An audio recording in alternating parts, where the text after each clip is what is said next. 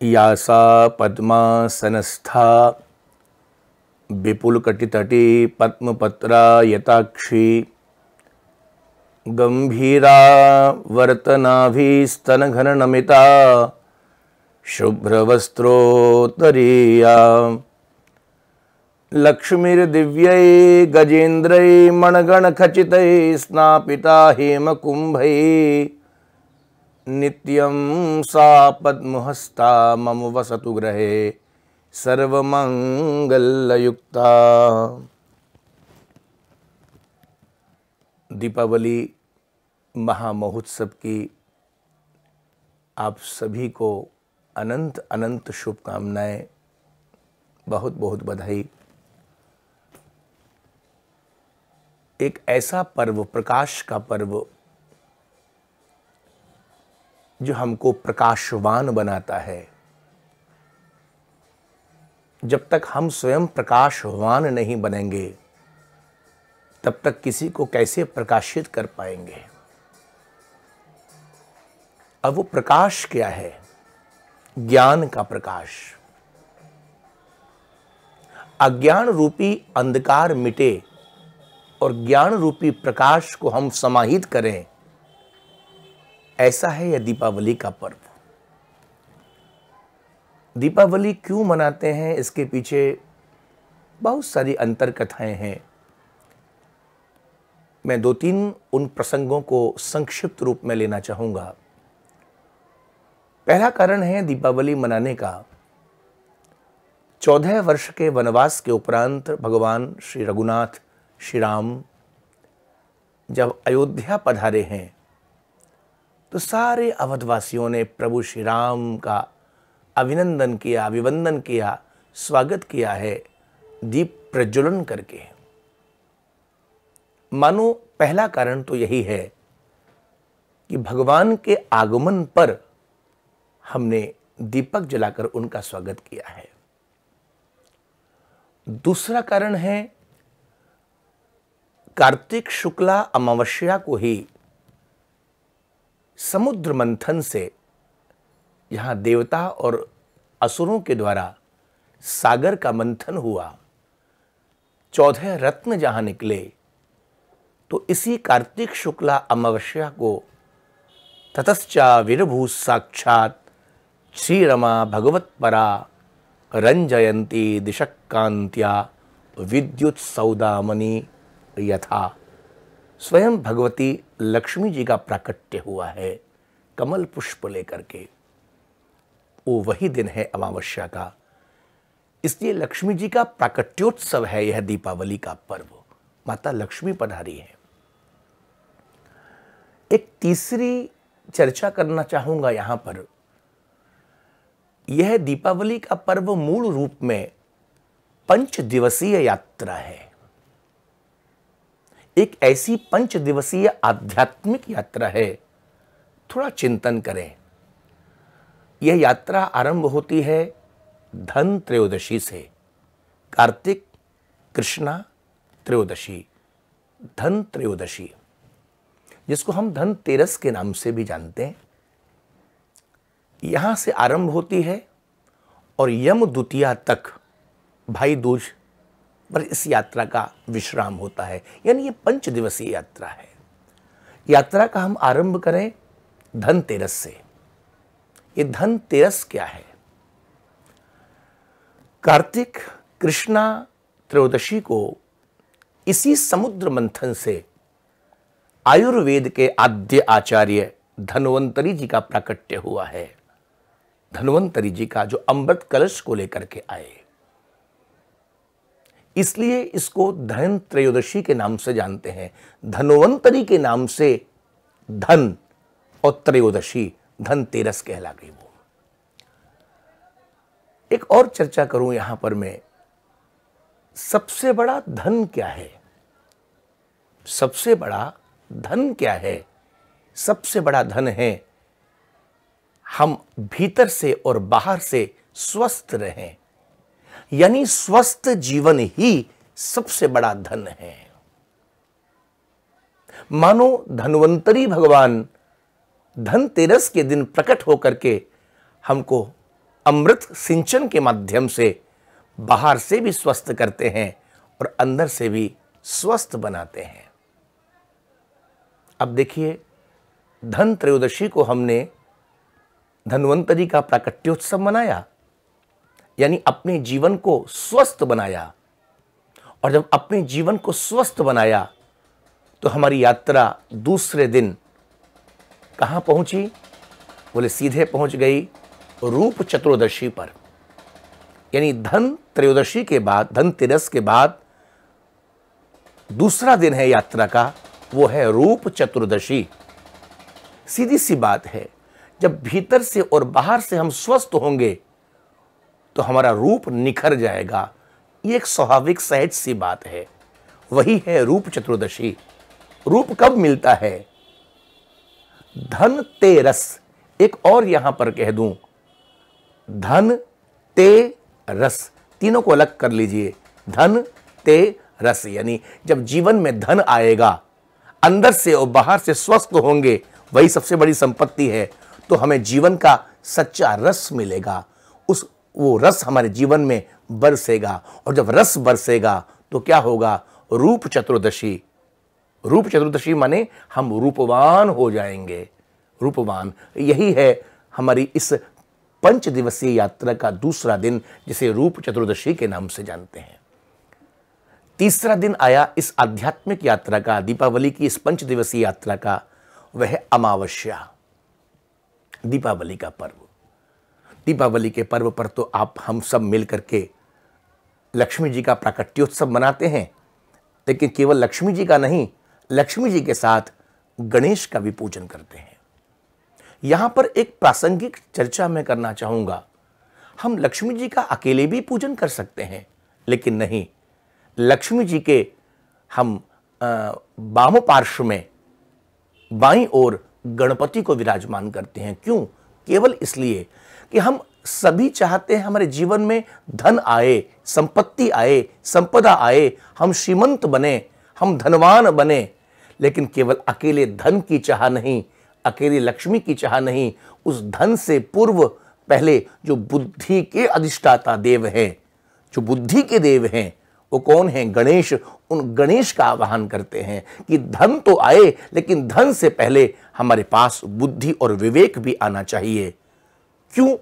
यदि बुद्धि का अभाव होगा, विवेक का अभाव होगा और अकेले धन का, लक्ष्मी जी का हमने आवाहन कर लिया, तो परिणाम क्या होगा? वो धन का हम दुरुपयोग करेंगे, वो धन का दुरुपयोग होगा और वह अर्थ यानी धन अनर्थ का मूल कारण बन जाएगा।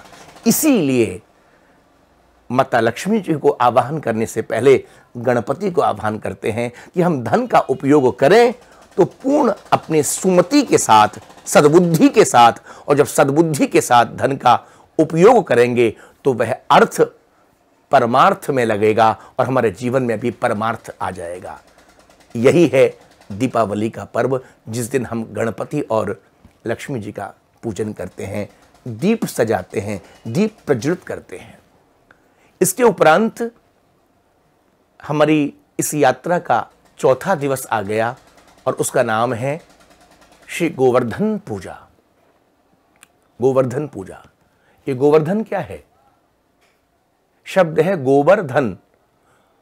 आपको मालूम होना चाहिए, गाय के गोबर में लक्ष्मी जी का वास है। गोवर्धन, जिस गोबर में लक्ष्मी जी का वास है, उन लक्ष्मी जी का परम धन क्या है? वही है गोवर्धन, यानी श्री कृष्ण, वही है नारायण। नारायण ही कृष्ण है, कृष्ण ही नारायण है। गोबर में लक्ष्मी जी का वास है, उन लक्ष्मी जी के परम धन प्राण कौन है? वही है गोवर्धन, यानी कृष्ण है, वही है नारायण। तो हम गोवर्धन का पूजन करते हैं और 56 भोग सजाते हैं। ये हमारी इस दीपावली पर्व की यात्रा का चौथा एक पगडंडी हो गई, चौथा दिवस हो गया। और अंतिम है 5वां दिवस, जिसको हम यम द्वितीया के नाम से जानते हैं।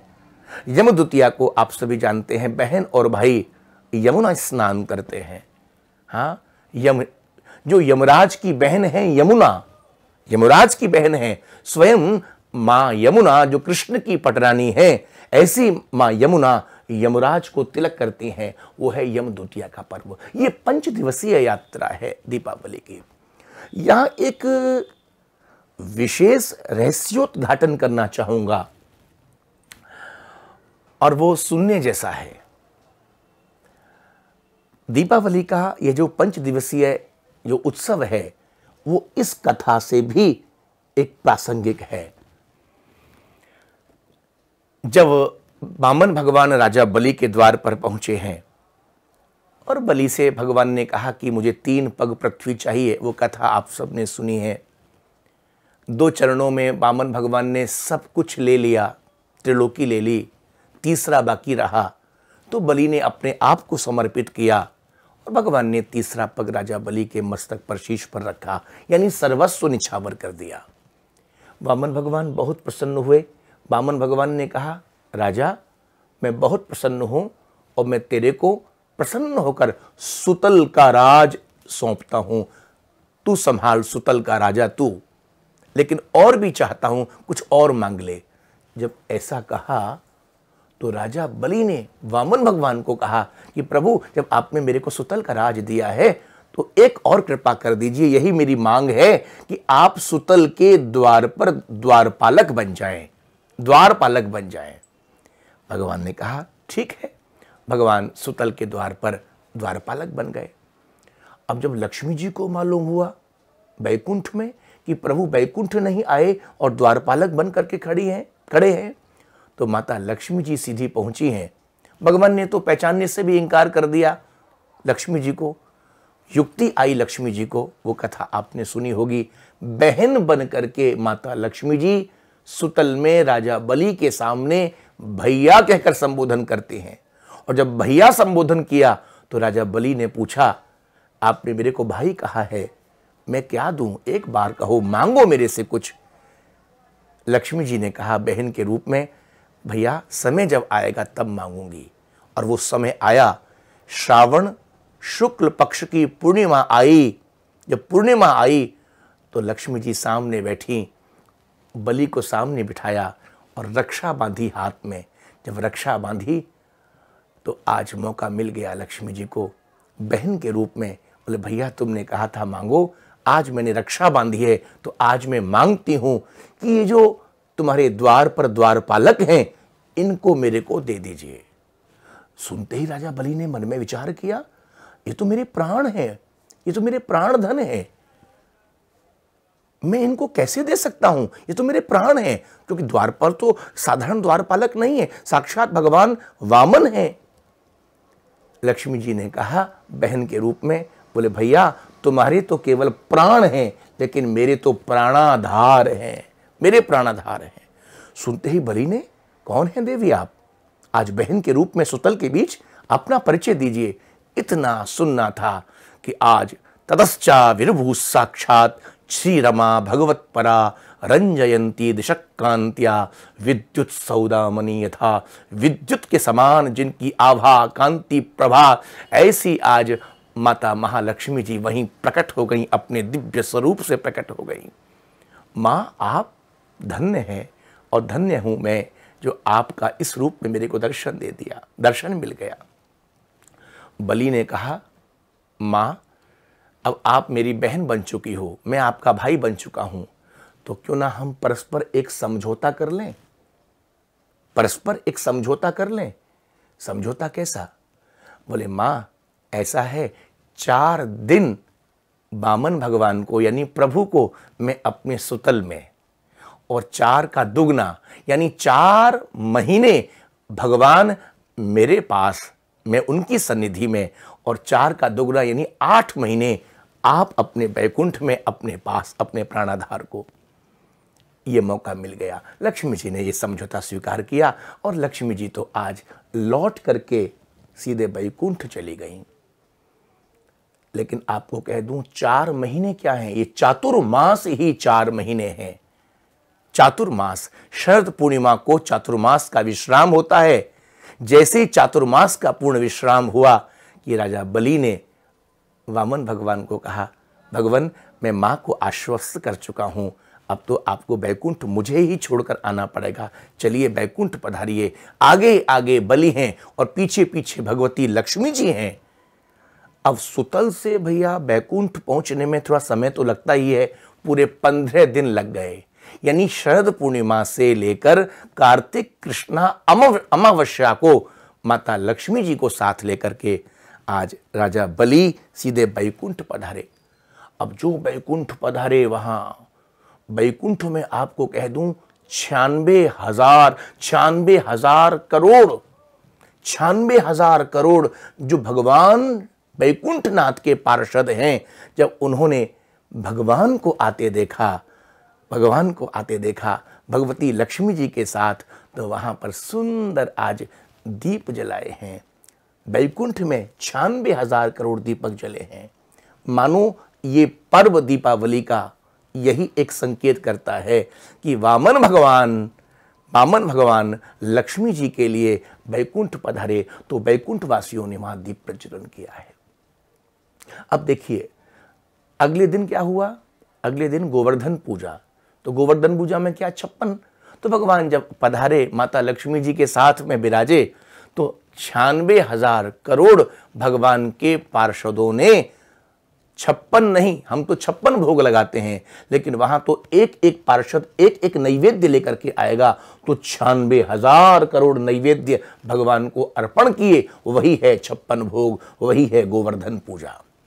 और जब गोवर्धन पूजा संपन्न हुई, तो अगले दिन जब राजा बलि बैकुंठ से विदाई लेने लगे, तो लक्ष्मी जी ने कहा कि बलि, अब तो बहन और भाई का संबंध स्थापित हो चुका है, ये सामने बिरजा नदी है, आओ हम मिलकर के बहन भाई इसमें गोता लगा लें। लक्ष्मी जी ने राजा बलि के साथ उस बिरजा नदी में गोता लगाया। यही है यमदूतिया का पर्व, यही है भाई दूज का पर्व, कि भाई दूज के दिन बहन और भाई मिलकर के गोता लगाते हैं। ये एक श्री वैष्णव परंपरा की एक वैष्णव पद्धति, एक सिद्धांत के अनुसार ये भी एक कथा आती है। तो बहुत सारी कथाएं हैं।